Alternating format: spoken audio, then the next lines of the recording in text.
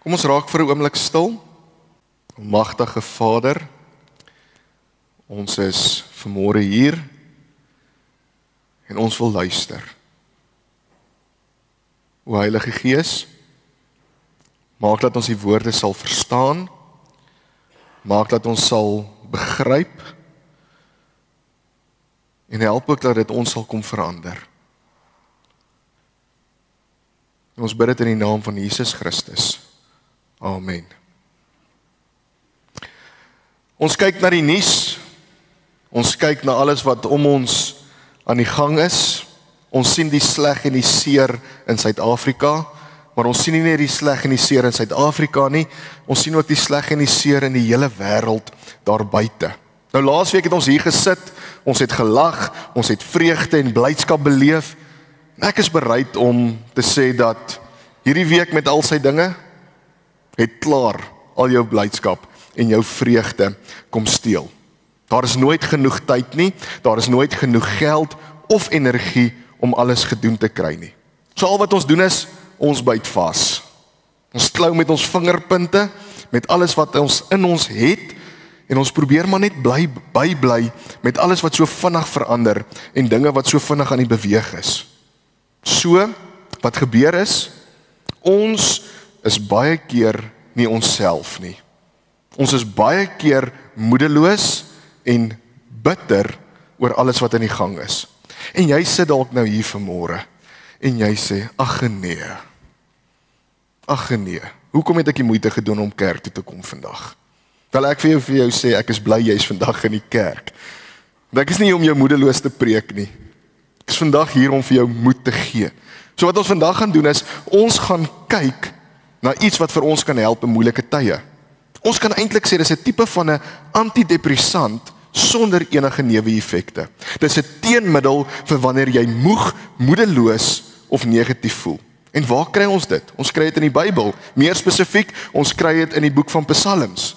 Die spesifieke Psalm is Psalm 92. Dit gaan ons help om die ligkant van die lewe raak te sien. Ons gaan sien hoe lofprysing, aanbidding en musiek ons kan help daarmee. Nou ons het al 'n paar keer gehoor dat musiek kan jou gemoed verander. Musiek het die vermoë om jou gemoed te verander. Musiek verander my gemoed baie vinnig. Kom ons probeer dit so verduidelik. Byvoorbeeld, ons kyk 'n fliek. En jy kan sien dit is 'n emosionele deel in die fliek. Jy kan dit aan die mense se gesigte sien.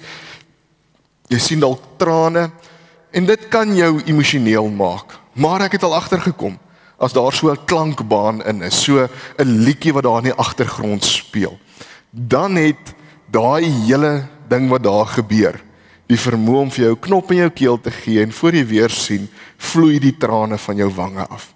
Nou hier's byvoorbeeld 'n voorbeeld van so iets. As daar geskree was en chaos was, sou dit heeltemal anderster gewees het. Maar sien julle die effek wat die musiek bring? Wat sê ons? Ons sê dit kom praat met ons hartsnare. Nou dieselfde gebeur wanneer ons op 'n dag hier by mekaar kom, wanneer ons 'n Sondag hier sit. Dieselfde gebeur wanneer ons die Here se naam loof en prys wanneer ons hier in die kerk sit. Nou ek het al soveel kere gesien en beleef hoe musiek en veral Christelike musiek jou kan maak dat jy 'n oomblik kan vasvang. Dit maak jou vasgevang in 'n oomblik en dit kan dan gebruik word as teenmiddel teen al die sleg en die seer wat daar in die wêreld is daar buite. Nou die ding van musiek is nie net musiek soos wat ons dit in menslike vorm ken nie. Die hele skepping maak eintlik saam musiek. Wie dink julle het vir die voeltjies geleer sing? Nie ongelooflik is die voeltjies sing elkeen 'n ander dingetjie, 'n ander liedjie. Dit is die manier hoe ons die verskillende voeltjies uitmekaar kan uitken. Weet nie of julle geweet het nie, maar wetenskaplikes het gesien dat walvisse sing ook. Walvisse sing vir mekaar. En hier is iets wat ek nie geweet het nie, dat die sterre maak musiek. Nie musiek wat jy kan hoor nie, letterlike musiek wat jy kan hoor nie, want daar is geen lig in die ruimte nie, maar die sterre vibreer en hulle pulseer patrone wat klankgolwe sou wees. So astrofisie kan volgens hierdie vibrasies en al hierdie goed kan hulle omsit in hoorbare klanke wat soos regte egte musiek klink. Nou NASA het al opnames gemaak van hierdie sterre se klank, wat wys dat sterre tog hulle eie stem het. En ja, vriende, ons almal sing nie saam met dieselfde wysie nie. Ons almal sing nie saam dieselfde liedjie nie. Maar tog is ons self in dieselfde ding as dit kom by lig, by beweging, by ritme. Daar's hierdie volmaakte harmonie wat in pas is met die hartklop van die Skepper. Nou, hoe kan ons bewus wees van al hierdie goed wat hier rondom ons aan die gang is? Hoe kan ons besef dat daar is wel iemand wat dit gemaak het? Wanneer ons die Bybel lees, dan sien ons die Bybel praat van die hemel en die aarde juig saam oor die majesteit van God. Hulle sing saam oor die majesteit van God. En dan sien ons wetenskaplikes het bewys, en hoe dieper jy in die wetenskap ingaan, sal jy sien dat God is die outeur, God is die skepper van alles wat hier bestaan. En dis wat Psalm 92 vers 2 vir ons sê. Dit is goed om die Here te loof, om die naam te besing Allerhoogste. So daar is hierdie konstante lofprysing, hierdie konstante aanbidding wat aangaan, en God sê vir ons dat ons moet 'n keuse maak. Wil ons deel wees van dit? En hoe kan ons deel wees van dit? En dan kom vers 3, gee vir ons die antwoord wat vir ons sê, om elke môre van die liefde te getuig, en elke aand van die trou. So wat kom sê dit vir ons? Dit kom sê vir ons duidelik wat ons elke oggend moet doen, om elke oggend te getuig van die liefde, om elke aand te getuig oor sy trou. Is julle nog met my? Het ek julle nog? Hierdie is baie belangrik, en ek wil hê julle moet dit onthou. Dink gou, hoe kan jou lewe verander?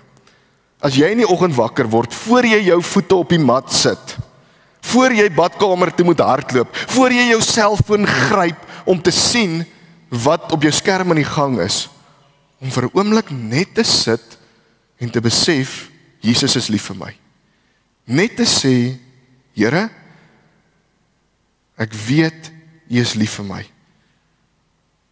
Hoe kan jy weet dat God is lief vir jou? Want God sê dit self, en God jok nie. Wanneer God iets sê, is dit so.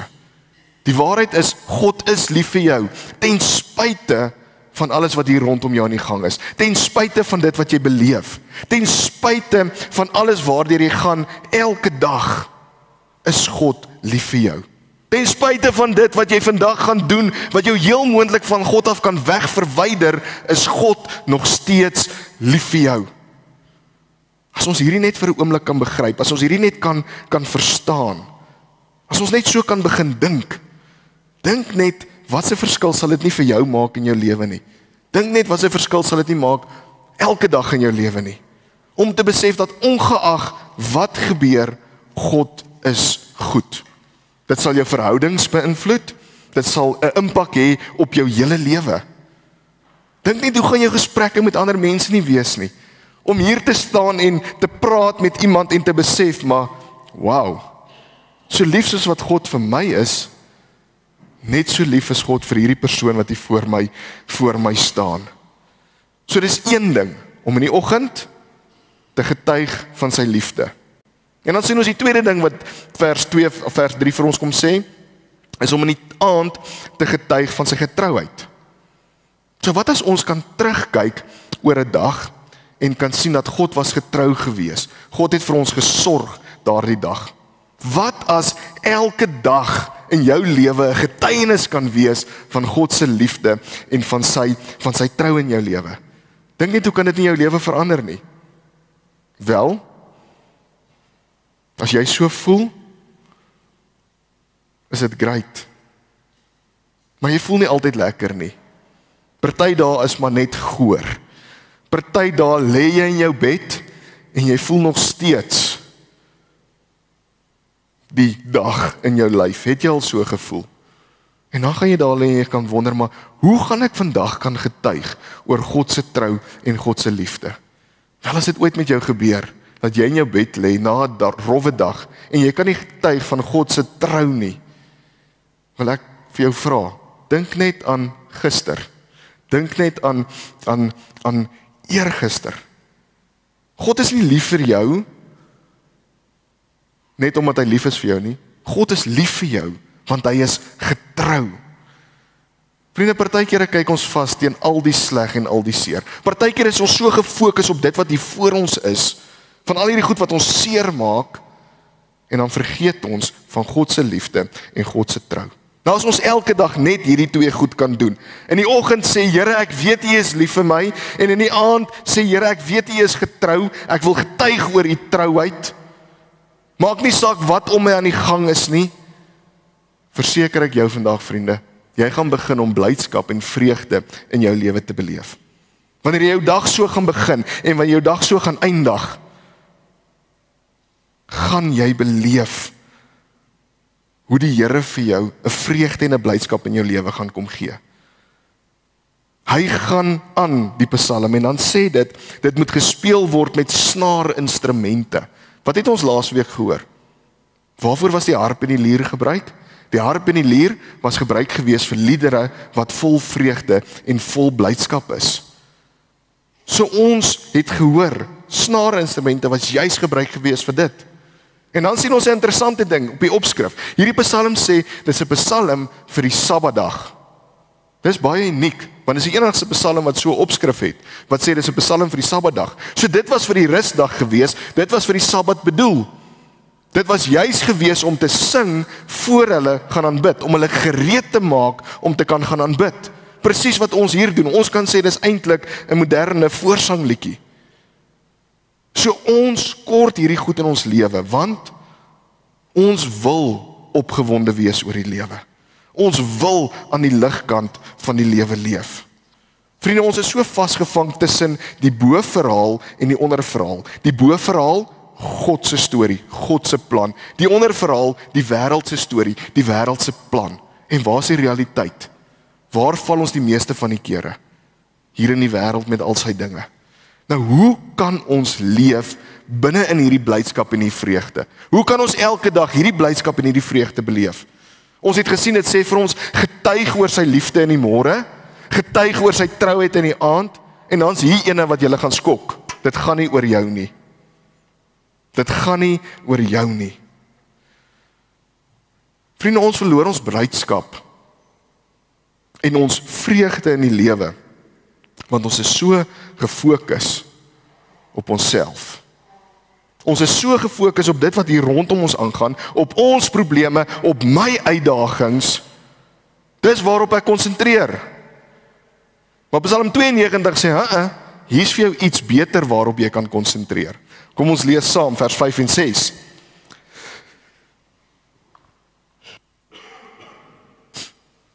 Vers 5 sê, U groot dade, Here, het my bly gemaak. Ek wil juig oor wat U gedoen het. Groots is alles wat U doen, Here, ondeurgrondlik U gedagtes. Psalm 92 sê vir ons, hier is waarop jy moet konsentreer. Nommer 1, jy moet konsentreer op dit wat U gemaak het. Dis waarop ek wil konsentreer. Ek wil konsentreer op dit wat U gedoen het, en dan ek wil dink soos wat U dink. So wanneer jy na die wêreld kyk, en jy kyk hier om jou, aan wie gee jy die eer? Vir wie gee jy die eer wat jy alles sien hierso? Kom ons kyk net gou na dit wat God al alles gedoen het. Dink aan die mooi sonsopkomste wat ons sien. Dink aan hoe mooi die son ondergaan. Dink gou die reuk van grond nadat dit reën opgekry het. Die koel luggie wat so op 'n warm somersdag, daai koel briesie wat jou net sommer so vinnig kom afkoel. Dink aan die rooi gras wat so welig staan. As die wind daaroor waai, dan druk dit sommer so plat. Dink aan die verskillende seisoene wat ons het. Alles wat besig is, God wat besig is om alles te doen. Hy het nie vir jou gevra, mag hy dit doen nie? Het hy vir enigeen van julle gevra of hy mag reën stuur? Nee, hy doen dit want hy's in beheer van dit. So daar is elke dag al hierdie seën wat op ons uitgestort word. Maar baie van hierdie seëninge sien ons as vanselfsprekend. Julle wat ouers is, sal weet, ons wat kinders is, weet dit ook. Jou ouers bly jou ouers, maak nie saak hoe oud jy is nie. Ek het nou die dag gehoor, het my ma gesê, jy sal weer, onthou jy is nie te groot vir pak slaan nie, so sy bly jou ouer, sy bly my ma, ongeag wat. Maar hier's wat ek wil probeer verduidelik. Ouers sal jou ouers bly, maak nie saak hoe oud jy is nie. Jy as ouer kry 'n oproep. Jou kind was in 'n ongeluk. Pa, ma, ek was in 'n ongeluk gewees, ons was in 'n ongeluk gewees, maar ons is okay. Wanneer jy sulke nuus kry, is dit traumaties. Dit is so erg en jy is besig om die prentjie in jou kop te skets, dat jy eintlik heeltemal die woorde mis wat sê, ons is alright. Jy dink dadelik aan dit wat gebeur. Jy is dadelik so gefokus op hierdie narratief wat jy self vir jou probeer skep, wat hier onder aan die gang is, dat jy heeltemal die woorde mis, ons is alright. Want dis ons natuurlike default. Dis waarop ons terugval. As ons trauma hoor, as ons slegte nuus hoor, die ding wat ons dadelik doen is, ons val terug in hierdie onderverhaal, hierdie wêreldse verhaal. En eintlik wat ons moet doen is, ons moet streef na dit wat daar bo is. En ja vriende, ons almal doen dit. Ons almal doen dit, maar ons moet onsself dwing om te streef na dit wat daar bo is, na God se verhaal. So wanneer jy nou uiteindelik rustig is en kalm is, en jy kyk terug oor dit wat gebeur het, dan kan jy sê, wow Here, U was goed gewees. Dit wat U gedoen het, was wonderlik gewees. U was getrou, dankie dat U ons beskerm het. Maar dit is so, daardie stadium wanneer jy slegte nuus kry, vergeet ons baie vinnig van dit wat God doen. Jy sit dalk vandag hierso, en jy gaan deur so 'n moeilike tyd in jou lewe. 'n Uitdagende tyd. 'n Tyd waar dit vir jou voel, maar niks loop reg nie. Hoor mooi, God is nog steeds getrou. God is nog steeds daar. God is nog steeds goed. Al sit jy vanmôre hier en jy verstaan nie dit waardeur jy nou gaan nie. Ons kyk nie net na dit wat God gedoen het nie, maar ons kyk ook na dit wat God gemaak het en nog steeds besig is om te maak. Jo, dit is eintlik ongelooflik hoe God alles gemaak het. En hy is eintlik die enigste een wat die eer moet kry. Nie ons nie. God is die een wat die eer moet kry. As ek in die natuur is en as ek die geleentheid kry om in die natuur te kan wees, is ek elke keer verstom om te kyk na die Here se handewerk. Nou ons het 'n prof gehad in ons dogmatiek 101. Het sy heel eerste klas wat hy vir ons gee, vra hy vir ons, beskryf God in een woord. Nou moet julle weet, ons wil nou slim klink. So almal gee hierdie verskriklike hoë woorde en hierdie terme. En hy kom en hy sê, dit klink alles mooi. Maar as hy God in een woord kan beskryf, sal hy hom beskryf as beautiful. Nou kyk ons almal om so snaaks aan. Hy sê nee, kyk gaan 'n persoon langs jou. Hy gaan en hy maak die HMS se venster se gordyne so oop en hy sê, kyk gou daar buitekant. Sê, kyk wat het God alles gemaak. So is my ongelooflik wanneer ek vandag hier kyk, wanneer ek hier buitekant kyk, om te kyk na dit wat God gemaak het. Dit wat hy nog steeds besig is om te maak. En dan die derde ding, waarby dit kom is, ons moet dink soos wat hy dink. En wanneer ek aan hierdie woorde dink, dan dink ek aan Matteus 6 vers 26. Kyk na die wilde voëls. Hulle saai nie en hulle oes nie. Hulle maak nie 'n skuur by mekaar nie. Julle hemelse Vader sorg vir hulle. Is julle nie baie meer werd as hulle nie? So dit waardeur ek gaan, dit waardeur jy gaan, wat van dit? Gee God nog om vir ons? Dis die tipe vraag waarmee ons sit. Dink God nog aan my? Voel God nog iets vir my? Here, hoor U my? Natuurlik hoor hy jou.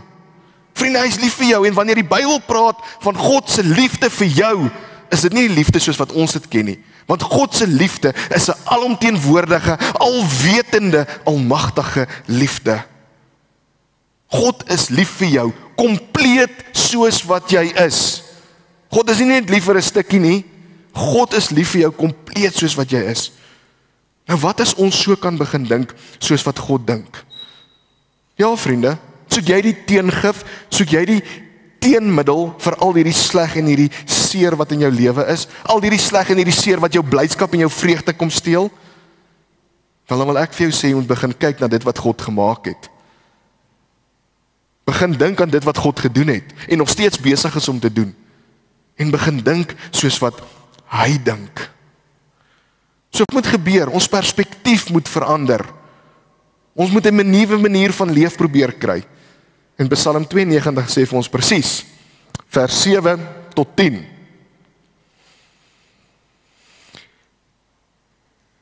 Wie dit nie besef nie, is 'n dom mens. Wie dit nie insien nie, is sonder verstand. Dis regheid, né? As jy dit nie besef nie, is jy 'n dom mens. As jy dit nie insien, is jy sonder verstand. Vers 8, al is die goddelose voorspoedig, al floreer almal wat onreg doen, hulle sal vir goed uitgewis word. U regeer vir ewig, Here, en dit staan vas. U vyande sal uitgedelg word, Here. Almal wat onreg doen sal vernietig word. So wat sê hierdie gedeelte vir ons? Wat se perspektief moet ons kry om te sê, ek sal nie ingee nie? Dis wat hierdie gedeelte vir ons kom sê. Jy moet opstaan en sê, ek sal nie ingee nie. Die wêreld is aanhoudend besig om hierdie aanvalle te gee op ons vreugde en ons blydskap. Dis om te sê, Here, ek sal nie ingee vir die gedagtes dat iemand wat nie aan die Here behoort nie, 'n beter lewe het as ek, meer vreugde beleef as ek, die lewe meer geniet as ek nie. Dis om te sê, Here, ek sal nie ingee nie. Ek kies U. Ek kies om by U te staan. Here, ek kies U agenda en nie my agenda nie. Here, U is in beheer en nie ek nie. En wanneer al hierdie goed gebeur, dan verander dit jou houding. Ek weet nie wat is dit waarmee jy stoei nie. Is dit emosionele pyn? Is dit fisiese pyn? Maar wanneer laas het jy vir die Here dankie gesê dat daar wel iets is vir elke pyn wat jy beleef, vir elke probleem wat jy beleef? Wanneer laas het jy vir die Here gesê, dankie vir daardie oplossing? Nou om ouer te word, beperk jou. Praat nou die bietjie ouer mense as ek. Om ouer te word, beperk jou. Het jy al agtergekom? Jy is nie meer so jonk soos wat jy is nie. Nou, onthou jy daardie tyd, toe jy geval het, opgestaan het, jou so afgeskit het en gesê het, nee, want ek is okay, ek is reg, né? Hoe ouer jy word, dan gebeur dit nie sommer meer nie. Nou die dag het ek hierdie koslike ding gehoor wat 'n oom gesê het. Dis die eerste keer in my lewe wat ek geval het wat ek nie vir myself lag nie. So dit gebeur as jy ouer word. As jy nie meer vir jouself kan lag wanneer jy val nie. Om ouer te word ontmoedig jou. Nee, dit bring sy eie uitdagings. Dis soos om daardie checklysie te hê in die oggend as jy wakker word, om net seker te maak wat werk en wat werk nie meer vandag nie. So baie keer as ons ouer word, dan dink ons nog, ons kan presies dieselfde goed doen wat ons gedoen het toe ons jonk was. En dan kom jou liggaam kom sê vir jou, nee, jy kan nie meer daai goed doen nie. Nou kom ons kyk wat sê die laaste gedeelte van hierdie Psalm, Psalm 92 vers 13 tot 16. Die regverdige sal sterk wees soos palmbome, soos hoë seders op Libanon. Hulle vind hulle krag in die huis van die Here en groei op die tempel van God. Selfs in hulle ouderdom sal hulle nog toeneem in krag. Hulle sal fris en lewenskragtig wees. So sal blyk dat die Here regverdig is, dat daar by hom geen onreg is nie. Hy is my rots. Sal jy daarvan hou om fris en vol lewenskrag te wees? Dis die belofte wat ek raak lees hier in Psalm 92. Sê, maak nie saak wat hier op die aarde aan die gang is nie. Maak nie saak wat hier gebeur word nie. Maak nie saak hoe jou probleme lyk of hoe jy dit dinge probeer uitfigure nie. God se plan is nog steeds aan die gang. Maak nie saak wat hier gebeur nie, God het nog steeds 'n plan vir jou. So wanneer jy daardie verhouding met Jesus het, maak dit nie saak wat dit is waardeur jy gaan nie. Alles sal oukei wees, want God is in beheer. God is in beheer van die toekoms. Jou wortels is besig om stewiger te groei. Jou takke kry nog steeds son. En deur die Heilige Gees is jy besig om vrug te dra wat hoop het. Vrug te dra wat hoop het vir die wêreld die buitekant. Vandag op 'n dag soos vandag. Dag wat ons dalk mismoedig kan wees. Die weer is nie lekker nie, die son skyn nie, dis nat, dis klam, jy wil eintlik net in jou bed lê. Dalk kan jy vandag nie deur 'n lekker dag nie. Dalk het daar iets gebeur hierdie week. Iets wat alles kom omkeer het. Goed wat jou vreugde kom steel het. Vriende, ek wil vandag vir jou sê, dit is goed om die Here te loof, om U naam te besing Allerhoogste, om elke môre van die liefde te getuig en elke aand van die trou. Soek jy 'n teenmiddel vir moedeloosheid? Soek jy 'n teengif vir dit?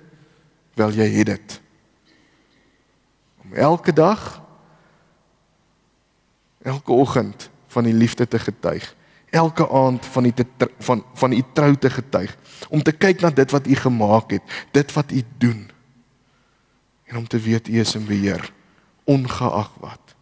Vriende, mag jy dit vandag beleef, mag jy die teengif vat, mag jy dit jou eie maak. Wanneer moedeloosheid oor jou pad kom, dan sê my God is in beheer. Amen.